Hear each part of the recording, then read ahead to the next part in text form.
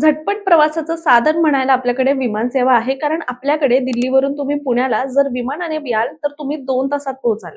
पण दुसरीकडे पुणे विमानतळावरून मात्र तुम्हाला घरी जायचं असेल तर मात्र तुम्हाला 2.5 ते 3 तास लागतील. आणि तुमच्यातल्या अनेकांनी सुद्धा हा अनुभव नक्कीच घेतला असेल. त्यामुळे कधी कधी विमान प्रवासाला इतके पैसे घालून सुद्धा तितकाच जर वेळ लागणार असेल तर बऱ्याच जर लोक जे आहेत ते बाय रोड किंवा रेल्वेने सुद्धा प्रवास करणं हे पसंत करतात. बरं, तरी सुद्धा रविवारी 22 फेब्रुवारी या दिवशी पुणे विमानतळावर सर्वाधिक विमानांनी उड्डाण केल्याची नोंद करण्यात आली आहे. याचबरोबर पुणे विमानतळाला एका विशिष्ट पुरस्कारानं सुद्धा आता सन्मानित करण्यात आलंय. त्यामुळे आजच्या व्हिडिओच्या माध्यमातून आपण जाणून घेऊया की पुणे विमानतळ इतकं महत्त्वाचं कसं बनलं, याचं वैशिष्ट्य नेमकं काय.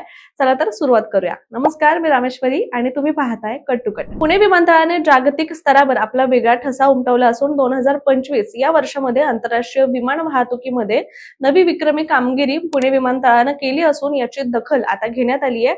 अर्थात 2024च्या तुलनेत 2025 मध्ये आंतरराष्ट्रीय विमान उड्डाणांमध्ये 74% तर प्रवाशांच्या संख्येमध्ये तब्बल 64% वाढ इथे झाली असून पुणे विमानतळ हे पश्चिम महाराष्ट्रातील एक प्रमुख आंतरराष्ट्रीय केंद्र म्हणजेच इंटरनॅशनल हब म्हणून आता उदयास येऊ लागले. आणि म्हणूनच पुणे विमानतळाला विंग्स इंडिया 2026 या प्रतिष्ठित नागरी विमान वाहतूक परिषदेमध्ये बेस्ट एअरपोर्ट हा मानाचा पुरस्कार सुद्धा प्रदान करण्यात आलाय.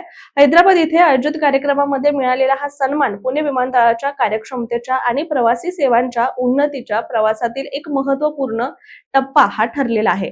आता पुणे विमानतळाच्या कनेक्टिव्हिटी बद्दल जाणून घेण्यासोबतच आणखी काही महत्त्वाच्या मुद्द्यांवर सुद्धा नजर टाकूया. पुणे आंतरराष्ट्रीय विमानतळावरून 2025च्या आधीच्या काही वर्षांची जर तुलना केली असता असं लक्षात येतं की 23.8% मालवाहतूक सुद्धा इथे वाढली आहे. म्हणजेच 2024 मध्ये 40,149.6 टन माल वाहतूक होती, तर 2025 मध्ये हाच आकडा वाढून 49,718.7 टनांवर गेलाय.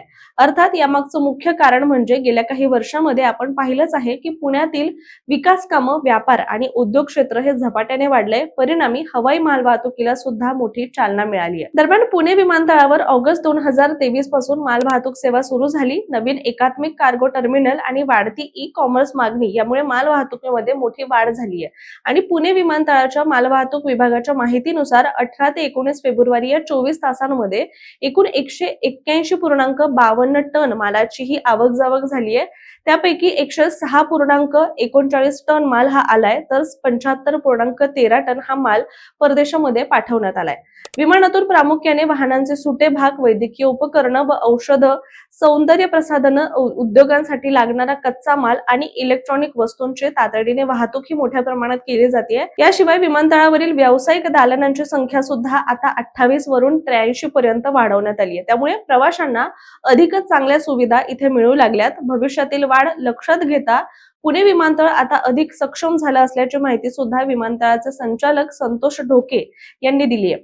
बरं, या आकडेवारीतून पुणे विमानतळाचं महत्त्व आपल्या लक्षात येतच असेल. आणि याच्या कनेक्टिव्हिटी बद्दल जर बोलायचं झालं तर आकडेवारीनुसार जाणून घ्यायचं झालं तर पुणे विमानतळावरून 4 शहरांना केंद्र सरकारच्या उडान या योजनेअंतर्गत ही सेवा सुरू आहे. यातील 3 शहरं जी आहेत ती महाराष्ट्रातील आहेत, तर अनेक छोटी छोटी शहरं सुद्धा आता पुण्याशी जोडली गेली आहेत.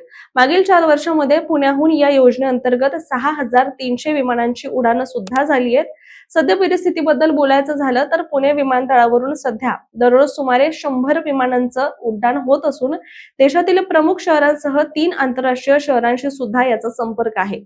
केंद्र सरकारच्या उडान योजनेमुळे सिंधुदुर्ग, नांदेड, जळगाव आणि किशनगड राजस्थानमधील हे एक शहर असून पुण्याशी ते जोडलं गेलेलं आहे. आणि यावरूनच प्रादेशिक विमान सेवा बळकट होत असून छोट्या शहरांना सुद्धा त्याचा फायदा होत असल्याचं दिसून येतंय. तर आता उड्डाण वाढण्यामागची जी कारणं आहेत ती जर आपण पाहिली तर केंद्र सरकारच्या उडान योजना अंतर्गत तिकिटांचा दर जे आहे ते मर्यादित ठेवण्यात आल्यामुळे ही सेवा सर्वसामान्य प्रवाशांना सुद्धा आता परवडणारी ठरली आहे.